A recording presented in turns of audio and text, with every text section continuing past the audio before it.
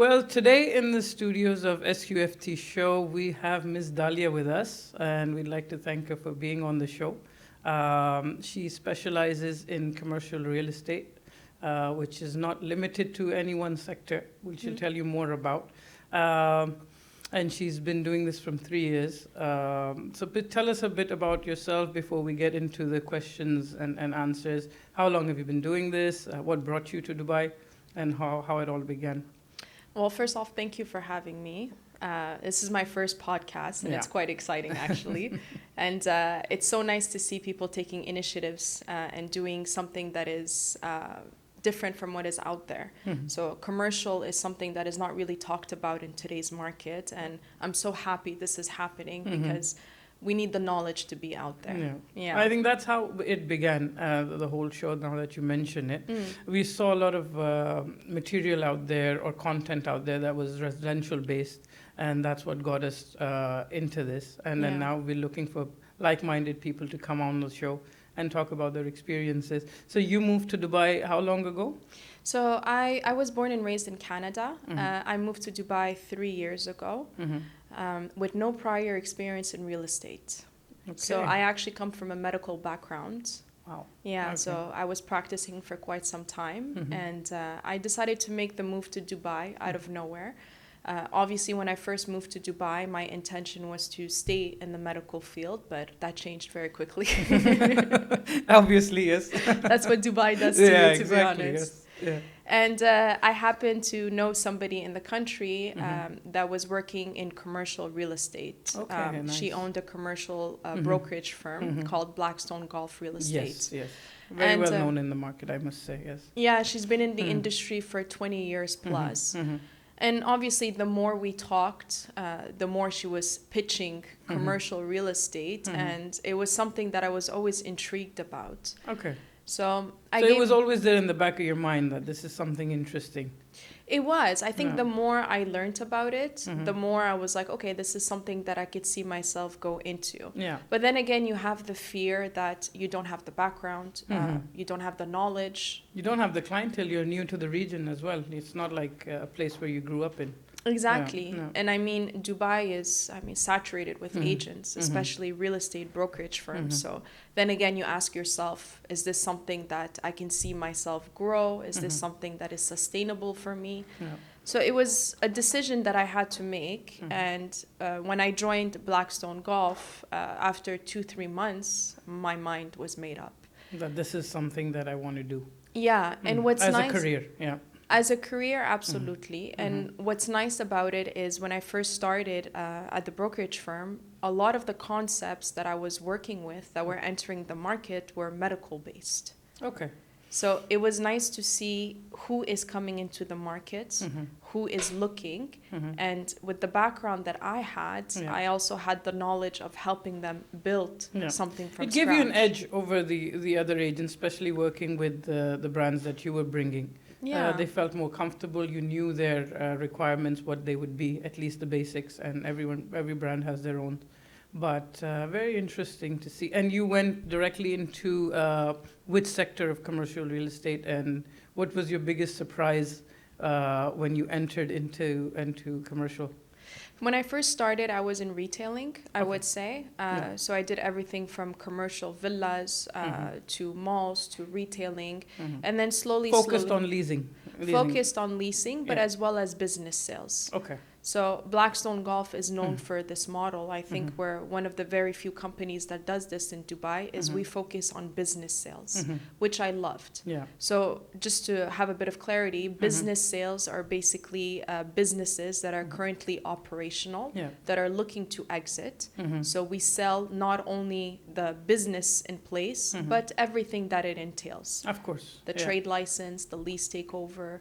It's a full package. Full package. Very few people do specialize in business sales. Yeah. It's very tricky in terms of a lot of people want to sell their businesses, a lot of people want to buy existing businesses, but there's not enough channels out there where they can go in and purchase these businesses.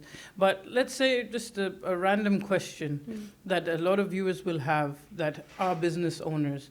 I have an existing business that I've been running for the last 3 years. How do I find out the value of my business? That how much should I ask for? Is it based on my sales? Is it based on my equipment? Is it based on everything? How do I come to a fair value where I'm asking market price? Because this isn't like a property where I can see how much my neighbor is selling for or how much my building is selling for. So this is very individual. Yeah. So if you can guide us on that for the viewers, that how can they price their business or know the value of their business? I mean, from a buyer's perspective, if I were to purchase a business, the first thing I would ask is, how is the business doing, right? So people have this idea that if a business wants to exit, it's because they're struggling. But then, of course, that might be the reason, but there's other factors. Some people might decide to sell for personal reasons or going into new ventures. You don't know. So to answer your question, it's a numbers game. So when somebody comes to the table and is looking to evaluate a business, especially if it's a package deal, for example, you have 3-4 locations or a franchise, you look at the numbers, right? Course, yeah. If you're evaluating your business at an asking price of, let's say, 10 million, your numbers better add up to 10 million, right? Because any buyer that's going to come up to the table is going to tell you, well, if your numbers are telling me your business is worth 3 million, what are you asking the 7 extra for? Yeah. If you take into account the fit out, the expenses, the capex that went into the business, Of course, which is a big factor. Which is a big factor. You need to be ready to understand the evaluation of your business. And one of the important factors that I always found in this industry is agents need to educate their clients. Of course. Right? They need to guide them on the right pricing. Exactly. Yeah. So you come to me and you tell me I have a business for sale. I will ask you questions, not to tell you that you are wrong, but to educate you. Yeah. Because if I see the numbers and I tell you your business is worth 2 million, and you tell me no, I want 5 million, Yeah. I will tell you I will offer it at 5 million, but mark my words, in 6 months you'll come back to me and you'll accept an offer of 2 million, because nobody's going to give you that asking price. Of course, we have to educate them on what it's worth and what Absolutely. to expect and how much of a markup they can have for negotiations. Because having a markup of millions, that just means that if they stay on the market longer, that just shows desperation if they're selling after 6 months. So it's better to have a fair asking price. Correct. Rather than unexpected or unrealistic expectations. But let's say if someone is making random questions, maybe you can do some quick calculations for us, because I want people to understand that what is the matrix behind it. Let's say I'm making 100,000 net profit a month, right? I'm doing 1.2 million a year. All right. So what is the standard matrix? Is it times 6? Is it times 7? Or is it more variable depending on the business itself? It's more variable. It depends on the business itself. And I mean, one of the key factors as well is location. Yeah. Right?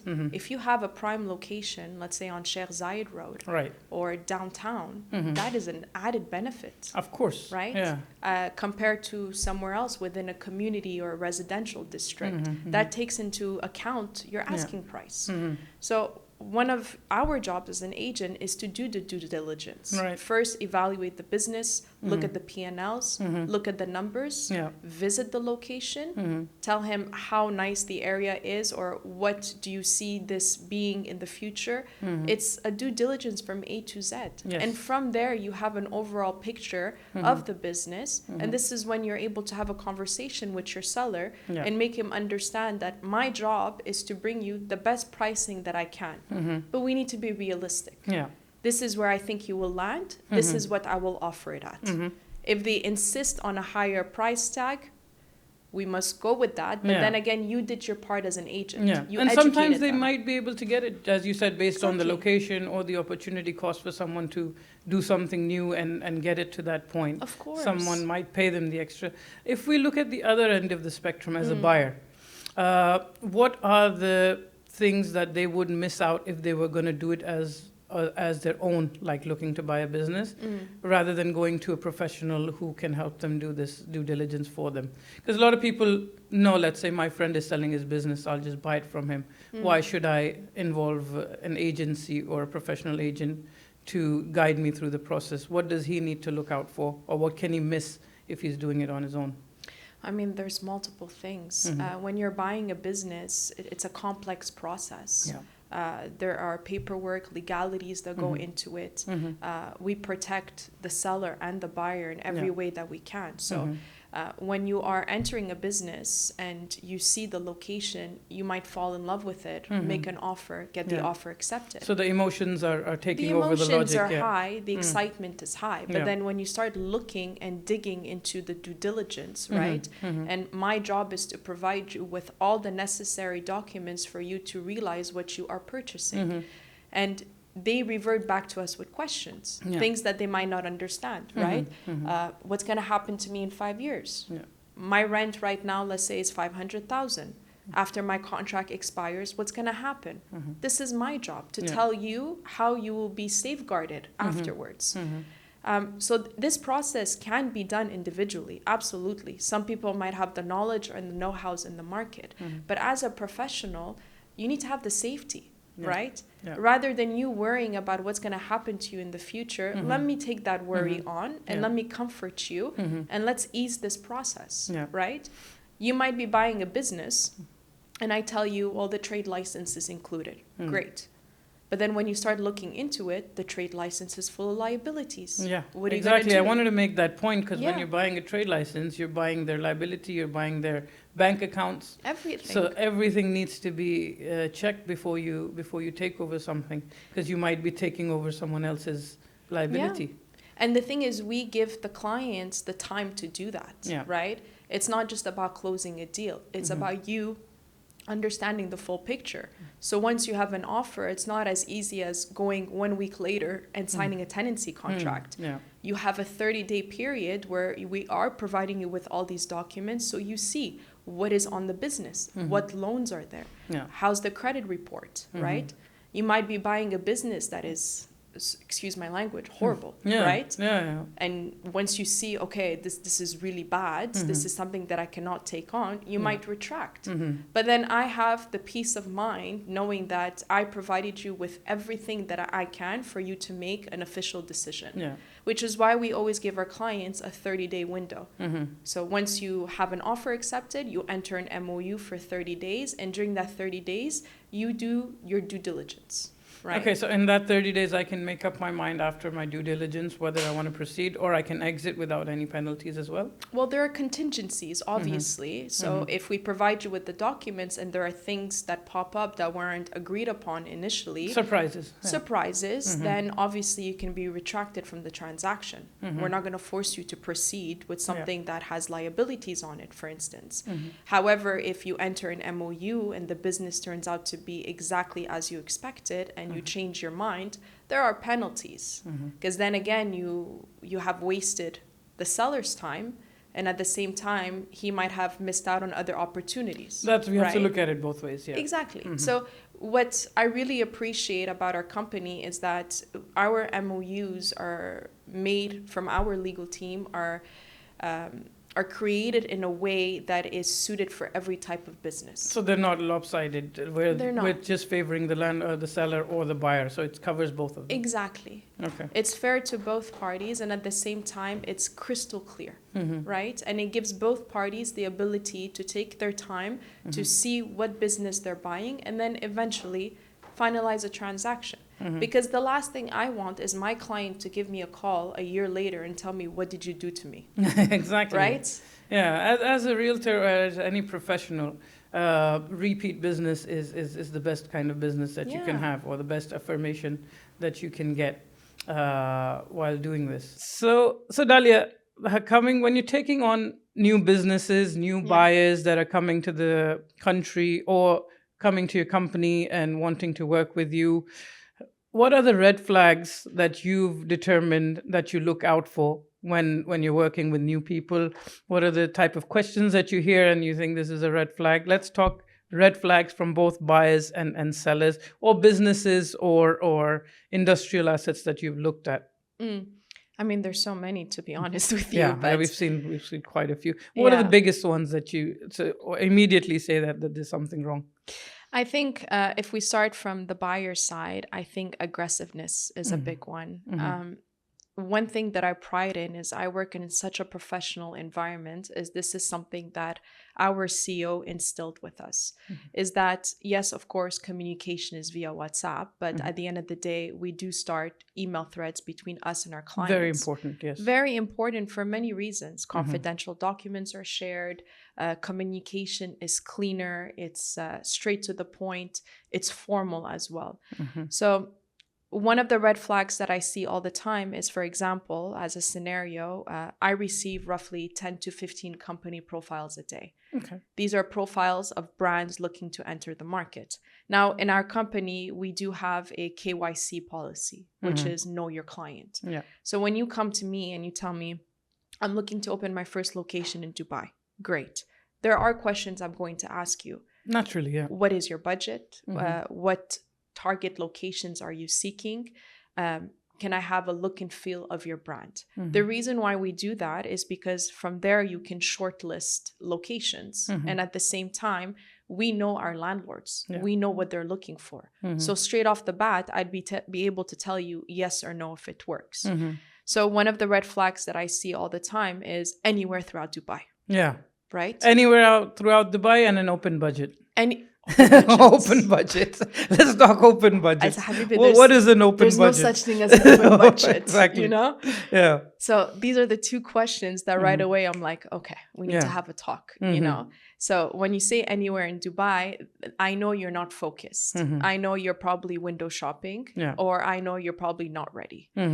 For two reasons. First, somebody who has a company profile and a presence in Dubai knows what their next location will be. They already have a vision of where they want to be. Yeah, and they must have a target audience they need to reach. There's a reason for a second location. It just can't be anywhere. Yeah. There's a feasibility that's done. There's a background of where you want to be next. So this is when I know that this is probably going to be a waste of my time, or I need to invest more time in this person to educate them, right? Yeah. So when that happens, it's a red flag, but I do take it a step further.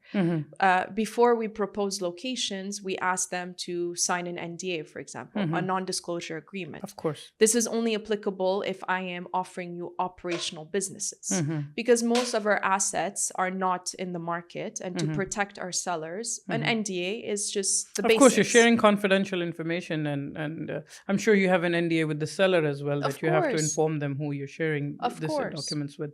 I mean, Dubai is such a small market that you don't want your properties to be everywhere. Yeah, the next thing you know, it's on a WhatsApp group. Exactly. Especially if a business is looking to exit. Yeah. It ruins the brand. Of course. It ruins the look of it, and it also ruins the reputation. Yeah. Right. And even within the brand itself, the staff comes to know. Yeah. That's a very big thing that I've seen in my personal experience, that the business owners that are selling, they don't want the staff to find out. And naturally, because then it just changes the whole vibe of the business. Absolutely. And everyone's just looking for other jobs and stuff. Yeah. So to go back to your question, when I explain them the procedure in a very polite and professional way, they refuse. Yeah. They say, no, absolutely not. Do your job and show me locations. Big red flag. Yeah. You know? You just move on from there. You just not move on, but I kind of test them in a way. I say, okay, so then we're not going to look at operational businesses. I'll give you one option, right? He says he wants to be in key prime areas. What are they? Sheikh Zayed Road, Jumeirah, Business Bay, downtown. Yeah. Give him one option. Oof, it's too expensive. So you give them like a testing. Yeah. But then I say, this is why I need to understand where your budget is, because I'm not going to spend hours giving you locations and you telling me it's too expensive, it's too cheap. There's no such thing as an open budget. Yeah, right. And then the other red flag that I remember just talking to you now is if you ask them, are you looking for fitted space or shell and core? They say we're looking at both. Yeah. How can you look at both? You have to have an idea. Exactly. Like if we're taking an office for our personal use, we know whether we're going to fit it out or we need a fitted one. How can we have both options open? So that's a big red flag for me as well. It is. It's preparation, how well they know what they want to do. But I don't blame a lot of people that come to the market because they meet a lot of unprofessional people. Exactly. That just want to send them stuff. So and they spoil them as well by sending them options without asking questions. So when they come to us, they're surprised at why are we being asked so many questions. You know, that brings me back to the first question you had is when I started as a commercial specialist, one of the biggest realities checks I've had in Dubai is the lack of professionalism within real estate. True. Absolutely. Horrible. Absolutely horrible. Yeah. And this comes from my experience with dealing with other agents. Because obviously, when I first started, I didn't have the network that I do now. So if I was in need of something, I had to collaborate with others. But the lack of professionalism, the way things are given, the way things are offered, the conversation, it's as if, you know, I'm selling potatoes and patata, as we say. Exactly. So you get this message on WhatsApp that says on top forwarded many times. So that's another red flag as well. Yeah. And the thing is, when I get clients like that with these red flags, I try to make them understand that what I am doing is in your best interest. But then again, I cannot blame them because probably before getting to me, they've been in contact with 10, 15 other agents who are hungry to close. So they'll just give them anything they want. Exactly. You know? And then they send them all this information and then they are guessing why they've been ghosted because you've given too much information. Of course. So it's always good to know what you need to do. Right. I wanted to ask you also, Dalia. Doing this for some time now, you've been into different sectors of commercial real estate as well. What was your most surprising or viewing out of all of that? Because it's weird sometimes, right? You're walking into warehouses, you're walking into other people's businesses, you're walking into offices, you're walking into retails. So would you like to share a story of a surprised viewing or something that surprised you or took you like, okay, what just happened with me right now?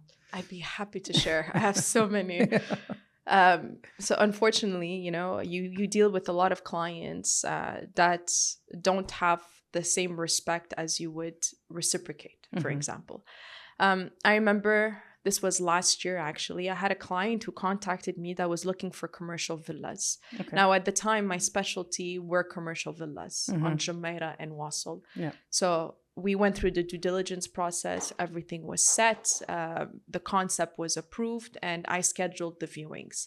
Now, one pet peeve of mine, and everybody knows that in the office, is when somebody is late. Oh, okay. Yeah. I understand a delay of 10, 15 minutes. This is Dubai at the end of the day. You know, even if you leave early, traffic is upon all of us. Things can happen. Things can happen. We were scheduled for viewings back to back for 3 villas, actually. So the client showed up half an hour late, which is fine. I mean, at the end of the day, if you keep me posted and you say I'm stuck in traffic or an emergency happened, it's completely understandable. Yeah, this is my new ETA or whatever. Exactly. It's Dubai, as I said. So already I was like, okay, you know, I've been waiting for half an hour. It's fine. So he shows up, doesn't say hi, nothing. So I said, maybe he's in a bad mood. Let's just let him be.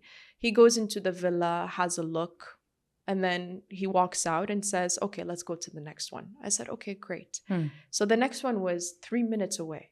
Okay. So I drove to the next one and I waited 5-10 minutes and he doesn't show up. Oh, wow. So I called him. I said, sir, are you on your way? He's like, yeah, I went to go eat. No way. I swear to God. He took a lunch break. Took a lunch break. So I said, in the middle of the viewing. I thought I misheard. I said, I'm sorry, are you lost? He's like, no, I'm hungry. So I went to go eat. I said, but you do understand that we had booked the viewings back to back. Okay, wow, this is really surprising. I've heard a lot of stories, but this is really interesting. So he took it upon himself to go have a full meal while I was waiting at the next villa. So I said, okay. I said, unfortunately, I have other appointments. So I'm going to have to cancel because I can't wait for you to finish your meal. Obviously, we had a schedule, but... you know? Obviously, you're not following that schedule. So I said, I'll have to reschedule. And then he starts getting angry and screaming at the phone. And when that happens, I have zero tolerance for that. No matter how bad of a day you've had, Yeah. there's a level of respect that must always be maintained. Of course, yeah. So I told him, I said, I think this conversation ends now. If you'd like, you can reach out via email to schedule another appointment and we can postpone for another day. That was still very professional of you. Yeah. A lot of people would have just given it back, like. Exactly. But when they say when they go low, go high, Yeah, that's exactly. what I was doing. No, it's always because you would have regretted it if you said something nasty. You would have regretted it later that I should have taken the higher road in this instance. Wow. And what aggravated me is that I was starving. Because you were hungry as well. I was out all day viewing. If anyone would have had that lunch, it should have been you. Right? Or it should have been both of you. Exactly. Yeah, if you said that, okay, let's have something to eat. I would have said no because I had appointments and I was back to back. But at least you would have understood that, okay, why does this guy want to have a meal in the middle of just after the first viewing? Just after the first viewing. So then we went, or I left the villa, I closed it, I called the landlord, I said, this is what happened. He's like, okay, let me know if he wants to come back. I said, great. So on my way back to the office, he calls me, I answer, he starts shouting, I don't have any other day that I can. I need to see it now. I need to see it now. I said, no, you don't. Not on my time. Yeah. No, you don't. I said, I understand you have a schedule. We also have full schedules. Yeah. And I'm here to provide you a service. But if you don't respect my time, I don't want to do business with you. Yeah. Very easy. So I said, if you're available for another day, you can communicate via email and I can reschedule it. Yeah.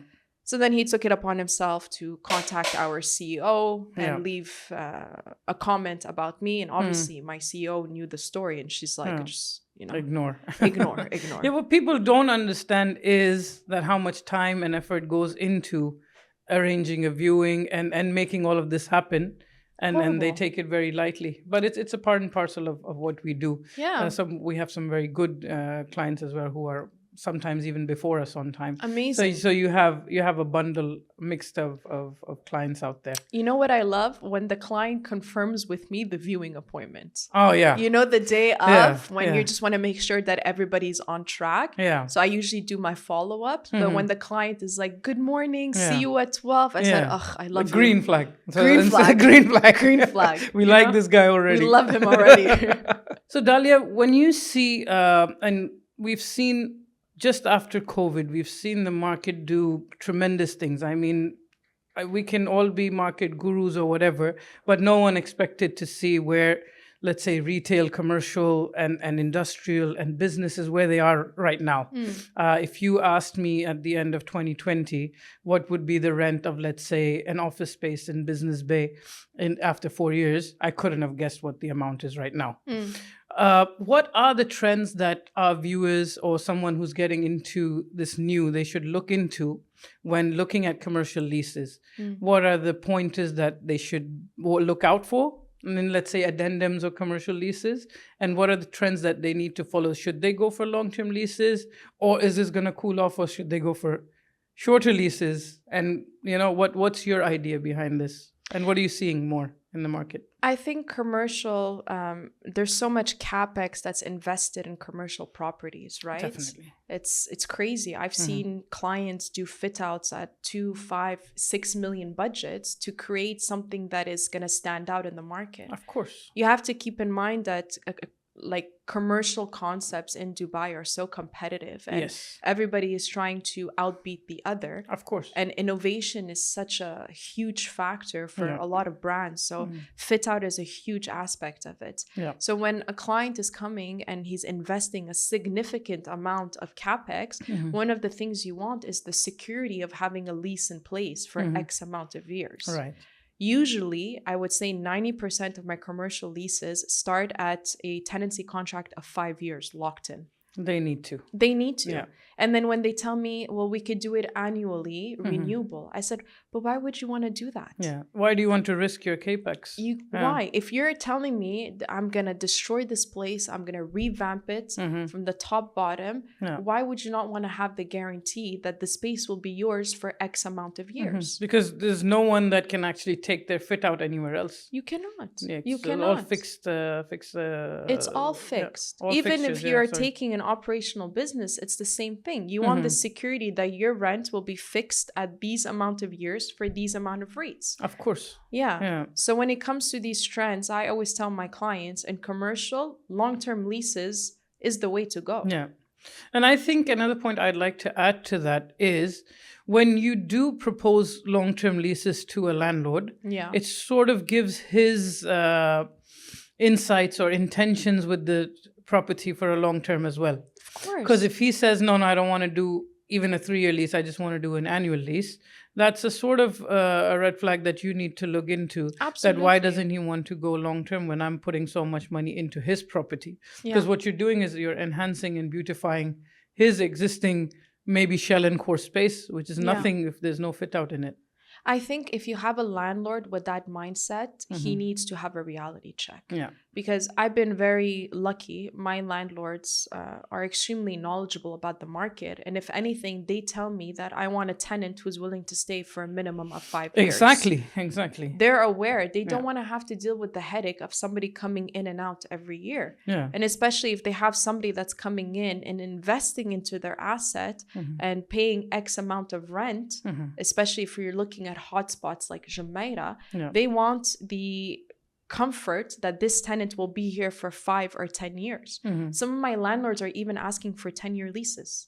Some of them even 15. He's like, the longer the better. The longer the better. If you look at it naturally, if you don't be greedy and see, okay, that if the market goes up 50, 100 dirhams per square foot next year, I'm going to miss out on it. But you have to realize that there's a cycle. It can go up, it can go down, get a secure tenant, an A-grade tenant. And another thing I want our viewers to know, that commercial leases take a long time to agree as well, because there's legal departments. It's not an individual renting an apartment where you just go through the carpet clause and 3 months notice. There's so many things that go into, because there's intelligent property involved. There's so many aspects. There's legal departments that are hired to look at these leases. So it can take a couple of months before you actually negotiate and confirm a lease. And and a landlord shouldn't want to do that every year with every other tenant. Not. I mean, when we draft a commercial lease, at the end of the day, it is a standard template, but the addendum changes based on the asset. So I would say on average, we have a 2 to 3 week review period between the tenant and the landlord. It goes back and forth until the terms are agreed upon. And then you go to TC signing, because there are clauses that the tenant wants to protect themselves. Naturally, they should. Exactly. Especially if they're investing a significant amount of capex. And then the landlord also wants to have the safety in the tenancy. So as an agent, especially if you're a dual agent in a transaction, your job is to facilitate both parties and ensure that the terms and conditions are fair to both of them. Both parties. And it's a bigger responsibility on an agent when you're the only agent in the deal and you're looking out for both parties. What would you say to people that are right in they want to have their rights protected in a lease, but we're in a market where, let's say, office spaces don't last more than a day on the market. So there's people that are going to take it from on a drop of a hat. And then there's people that we want to protect, and they're going to go through their legal, it needs to go to the board, and then they keep on missing out on opportunities. How can they speed this up? Or how, it's not even fair on the landlord to wait for someone if he has someone else wanting to give a check, right? With this competition, how do you deal with it when the market's so hot? You know, I've dealt with this multiple times because I've worked with a lot of corporate entities. And when you're working with these institutional companies that are especially based abroad, let's say in Europe or in Canada or in the US, there's multiple departments that they have to go through to receive a single approval. So even you as an agent, as much pressure as you try to put on them, ultimately the person you're talking to has to go back to 10 He's other people. He's not the decision maker, Even if he is the decision maker, there are different departments. Protocols that he needs to follow. You have, let's say, finance. I've had a client once that took him 2 weeks to issue a security deposit because it needed to be signed off by the board. And by the time he issued the security deposit, the asset was no longer available. But the thing is, you need to understand who is your client and the quality of your client. So when I have a landlord, for example, and I bring him an institutional tenant, I tell him how much of a good tenant he is and the quality he is. And if he understands that from the get-go, I explained to him, listen, this is not going to happen overnight. It might take a week, it might take 2, but they are serious and they're ready to finalize. I could find you somebody tomorrow, for example, that can sign off. But it depends who you want and who you want to entertain. If I'm bringing you the top of the top, it's worth the wait. If you're in a rush and you need to lease, don't wait for me. For me, obviously, the ultimate goal is to close the deal. But at the end of the day... And you would make the same amount of money whoever you leased it exactly. to. But at the end of the day, I don't want to be put in a position where it becomes a bidding war. You know? So from the get-go, this is why we always send the profile to the landlord. So he knows who these tenants are. And ultimately, he might agree on somebody that might take 2-3 weeks to finalize because he knows the value they have. The value it will add to his asset. Exactly. So you can pressure as an agent. I mean, you're not really pressuring, you're just being honest. The market is hot. This office, for instance, is in a prime location. It's not going to last. You did your job. Whether they perform is up to them. And the thing is, if this happens once or twice, corporate starts understanding. Especially if they're new to Dubai. They start understanding the market. Like, you know, she wasn't lying to us. It's true. If we like it, we need to move quick. We need to move. I think so. It's managing expectations on both ends. Absolutely. And that's a job of a good professional agent. Where you're not telling the landlord, or when you're calling him, oh, I'm going to close it today, you're going to get the check. Because you also don't know, because you're new into it. You don't know because you never asked the client, what is your procedure? What is your closing timeline? How do you do this? So you never inform the landlord. So now he's expecting a check where you're giving him a letter of intent that he's going to get the check after 2 weeks. So then he's going to be upset and then you have a problem. What I tend to do, and I've noticed this helps in these types of situations, is if the client comes to me and says, look, Dalia, I can't close in a week. I need 2 or 3 weeks. I need approvals from my side. I arrange a meeting, you know, because I have confidence in my relationship with my landlord. This is number one. If you have that set in stone, you don't need to be worried about anything. You bring the client to the table and you let them understand the situation. This is my procedure. It's out of my hands. These are our internal protocols. If you're willing to wait, we are serious and ready to proceed. If the landlord is okay with that, great. If he's not, from the get-go. I mean, at least you saved everyone's time. Exactly. But I mean, I've had deals pending for 7-8 months for commercial leases. And usually a commercial lease is done within 2 to 3 weeks. But it's been delayed just because of internal reviews. Procedural. This guy's on vacation. This guy will be back next month. He needs to sign off. He needs to give the okay. It's like, you as an agent, what can you say? What can you say? You can't do anything. But as I said, it's just managing expectations. So Dalia, doing this day in and day out, as you said 10, 15 profiles a day that you're visiting. What is your personal, let's say, hotspot that you think and you suggest new businesses to lease and for new investors to buy? Let's break it down into 2. So if I'm a new business coming in and I have a relatively relaxed budget, I can afford to, let's say, top areas of Dubai. But of course, there's a waiting list. I can't go into Dubai Mall. I can't go into, let's say, Dubai Hills Business Park. There's no availability. Where should I look? And what do you suggest as hotspots? I think one of the biggest misconceptions there is in Dubai, especially for people coming in with commercial concepts, is the hotspots. So when I first started, everybody wanted to be on Sheikh Zayed. They wanted to be downtown. They wanted to be in DIFC. They wanted to be in Jumeirah or Al-Wasl. It was so repetitive that we ran out of inventory in those areas. Naturally, how much are you going to have? Exactly. The thing is, what I came to realize, especially in commercial, is if you take the time and speak to the client and open their eyes to what else is out there, they'll be just as surprised. And I'm talking about new communities, residential communities. Take, for example, Shoba Heartland. If you've been to Shoba Heartland 2 years ago, the commercial spaces was completely dead. There was nothing there. There's nothing happening. I think there's one supermarket there. Exactly. If you go visit now, it's fantastic. We've put wellness centers there. We've put other markets. We've put, for example, coffee shops, F&Bs. Because when you explain to the client what these communities are and you take time out of your day to visit them, they see the potential. So instead of wanting to be on the boulevard downtown, why not be in a communal area where people will come to you? There's a need for you there. Your presence there will be a great added benefit to the community. So what I try to do now with my clients is take the time to deviate them from that mindset of being in the hubs. But rather go into the communities and go drive around, have a look.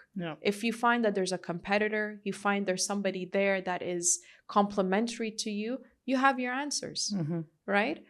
And the thing is, you as an agent, you need to understand what these communities are. Exactly. And one of the biggest shocks I've had was Barari.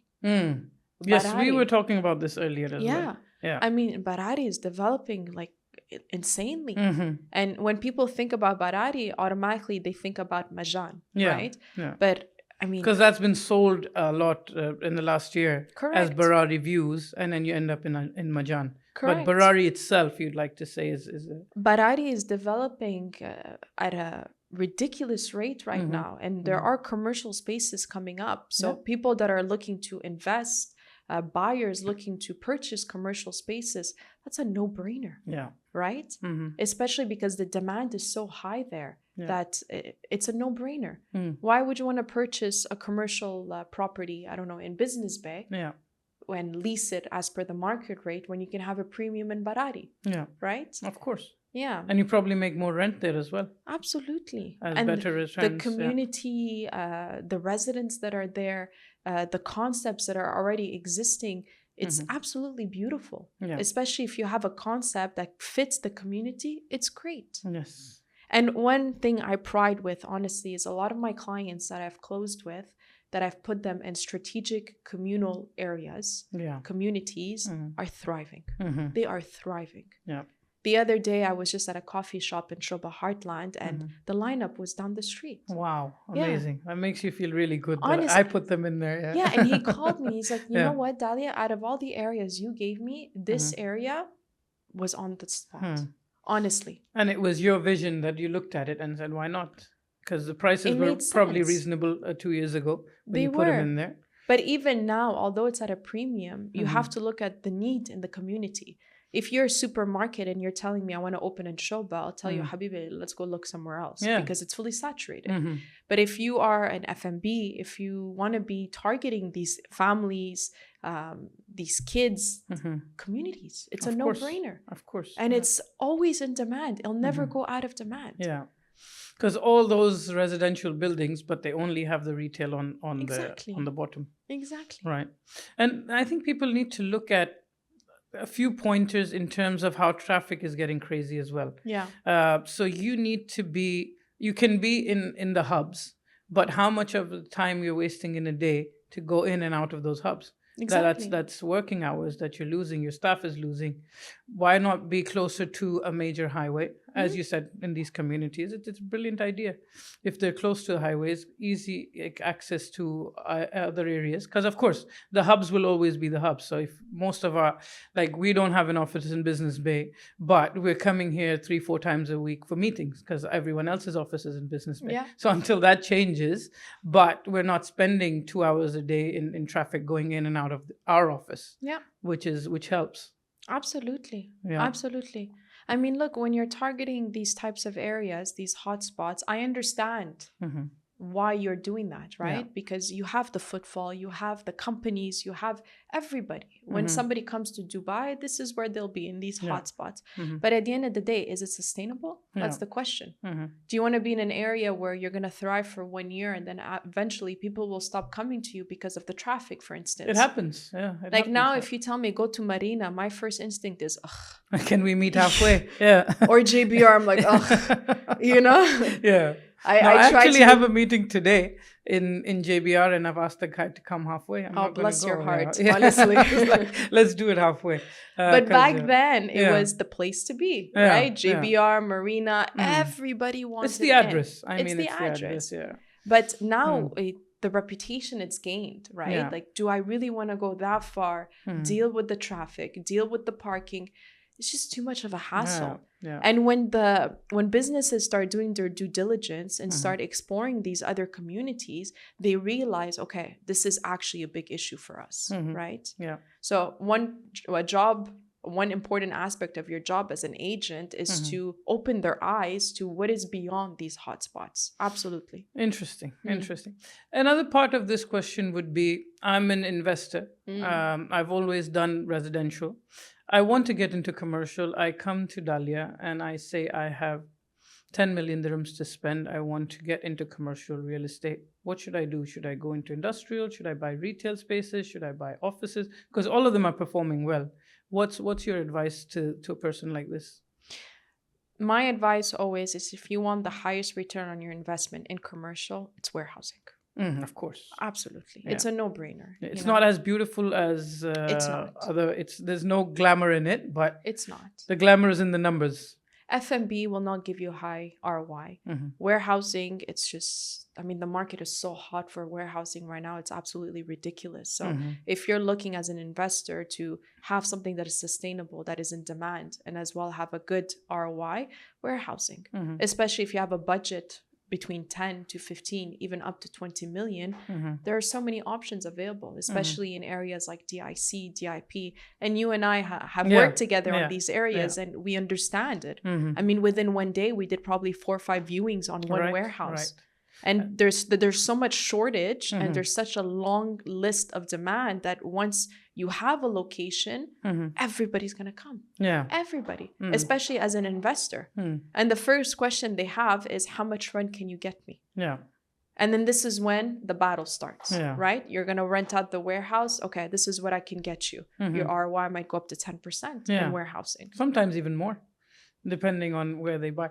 But in warehouse, a follow-up question to that would be markets that are known for warehousing, let's say Al Quoz, Ras Al Khor, Ramul, all these are very saturated. What are the new hotspots, which you touched upon a little bit before, but what are the major hotspots for warehousing, and why do you think they are hotspots, and for let's say a couple of years down the line?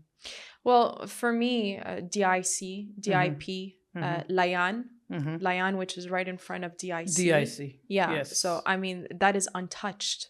No infrastructure yet. No infrastructure, but we are leasing in Layan. And especially if you want industrial, it's right across the street.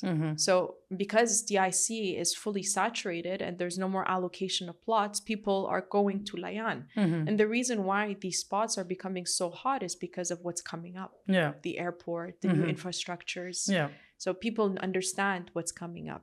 In my eyes, Al Quoz is not something that I would focus on, especially with this whole creative strategy coming now from His Highness, where he's looking to make Al Quoz into something that is more of a creative zone rather than industrial. And if you look at the location of it from Business Bay till Mall of the Emirates, it's just this industrial zone, which sooner or later will not be there. So if you're planning something for the future, those are the areas that I would recommend as well.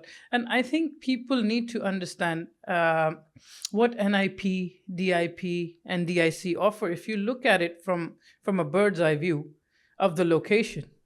So those places, if you look at how soon you can get to, let's say, Emirates Road or Mohammed bin Zayed Road, which gives you access to Abu Dhabi, Sharjah, Ajman. Exactly. The road network. Yeah. You need to understand when you're assessing a warehousing or an industrial opportunity. You remember that warehouse we viewed together? Right, I remember. The first thing you said when you came on site was the accessibility is fantastic. Exactly. We could see Emirates Road from there, the E611. We didn't even care about the warehouse. We said, look at the highways, Exactly. Because we understand. Yeah. And especially somebody who's into warehousing and manufacturing, that is the biggest game changer for them, is the accessibility to the highways. Exactly. That's why they target these types of plots or warehouses so their trucks can come in and out with ease. It's about, for those businesses, that business model is how quick you can get from point A to point B. Exactly. And let's say you're in the center of Al Quoz. Yeah. It'll take you an enormous amount of time just to get out of it with the increasing traffic. Absolutely. Yeah. The thing is, Al Quoz right now, I'm working on several projects there that were industrial zones that have been flipped to commercial zones.